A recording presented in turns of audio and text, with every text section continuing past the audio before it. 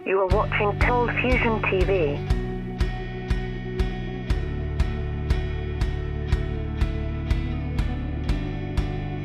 Hi, welcome to another Cold Fusion video.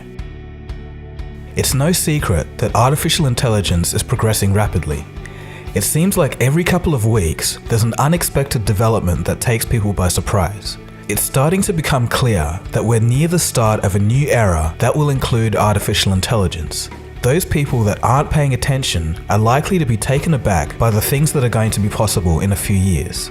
Some voices have spoken out about the dangers and need for safety measures that must go along with developing powerful AI. One of the loudest voices of concern was that of Elon Musk.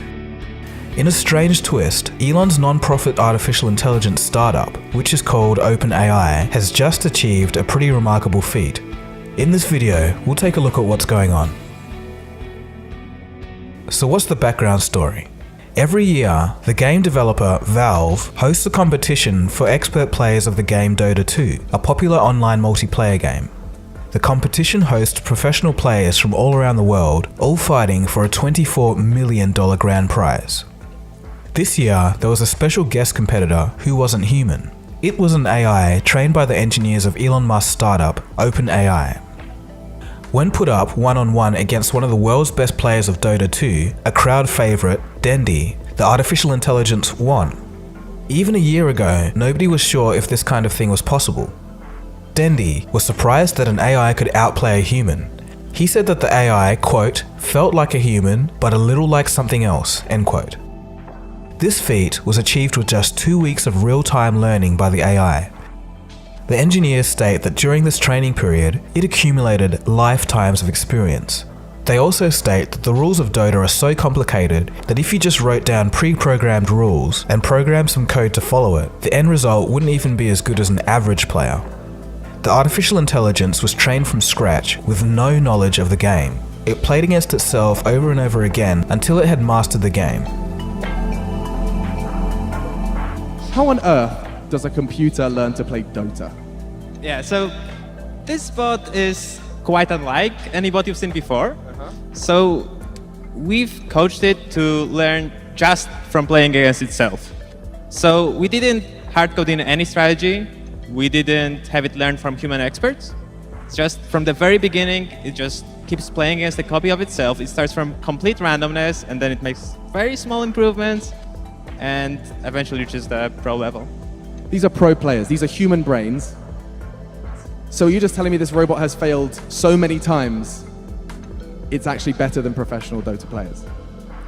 It's played for really lifetimes of experience, and it's played so many games of Dota. It's explored many different strategies, learned to bait, learned to exploit other people who bait, and it's just played far more into the strategy space than any human has. Musk is hailing this achievement as the first time that artificial intelligence has been able to beat professionals in competitive esports. With esports being considered for the 2024 Olympics, this is certainly interesting. So this actually isn't the first notable achievement by OpenAI. They've actually done some pretty cool stuff in the past. The company actually invented a method where humans can interact with a robotic AI and teach it just like you would a human. Here's how it works. First, a human wears a VR headset, does a task, and the robot watches and then imitates the task in real time without ever having done it before. In this case, it's learning how to stack some Lego blocks. That task sounds very simple for a human, but it's actually extremely hard for a machine to do this. The AI manages to do this by having its visual neural network trained on a large set of images of what blocks in simulated environments could look like. This first visual neural network then feeds the data to another neural network called the imitation network. After this training, and after just one single original demonstration of what to do, the robot can now stack blocks, even with different colored blocks placed in different positions every time. This means that the robot has to, and does, perform different actions to the scenarios that it's already seen. The end goal is to create an AI that can adapt to new and unpredictable environments. Okay.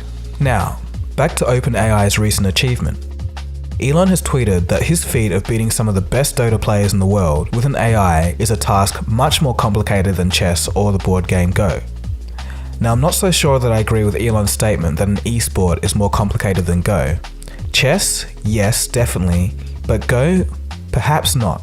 Some state that Go is the most brilliant game ever made. Go is a 3,000-year-old Chinese board game in which an AI called AlphaGo from the company DeepMind recently beat the world champion in a series of playoffs. This event was hailed the biggest moment in artificial intelligence, not expected for another decade. Here's DeepMind CEO Dennis Hassabis talking about some of the complexity of Go. Now, the thing about Go is that it only has 2 rules. I could teach you the game in 5 minutes, but it leads to incredible complexity. It's probably the most elegant game that mankind has ever devised.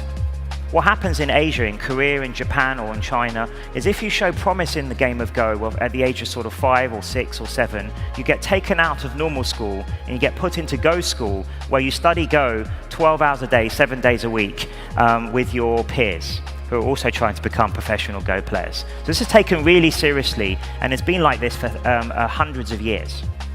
Now, one way to illustrate the complexity of the game is that there are more board configurations in the game of Go than there are atoms in the universe.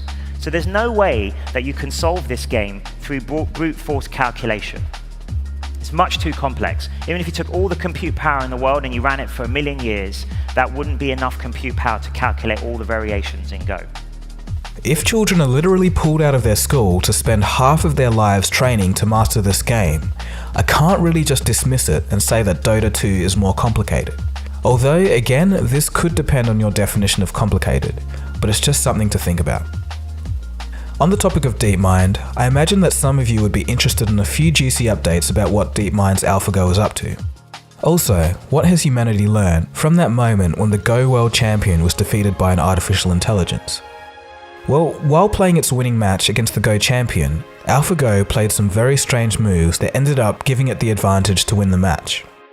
To be clear, in over 3,000 years of humans studying and playing Go, we've never thought of playing the way that AlphaGo did.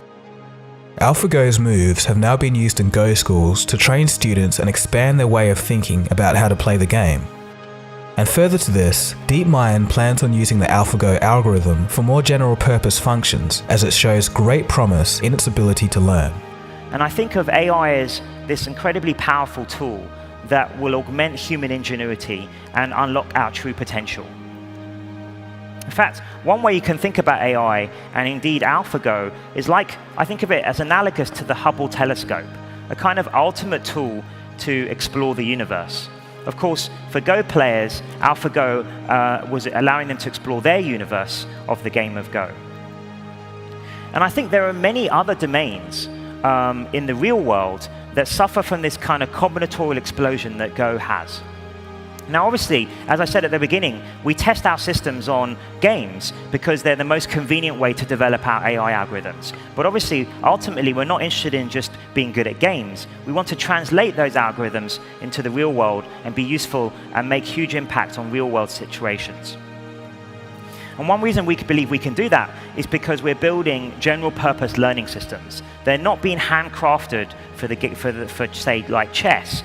We've actually built, we believe, general-purpose algorithms that could be taken from the games that we test them on and applied to real world. And we're applying these to all sorts of other areas: healthcare, robotics, and even optimizing data centers.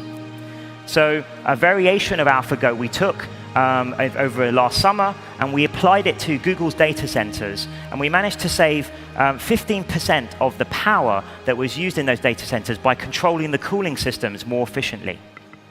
So there you have it. As always, it's some very interesting times in the field of artificial intelligence. It seems that artificial intelligence playing games would be a great way to enable it to learn, but further to this, the knowledge learned could be applied in other fields, making the act of playing games much more important than it would first seem. Both DeepMind and OpenAI are going with this strategy. So what's your view on the story? Are you at all surprised by this, or is this all just normal to you by now? If you're a subscriber of this channel, I'm sure you're pretty used to it.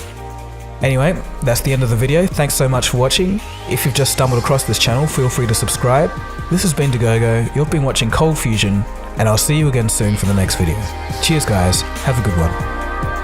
Cold Fusion. It's new thinking.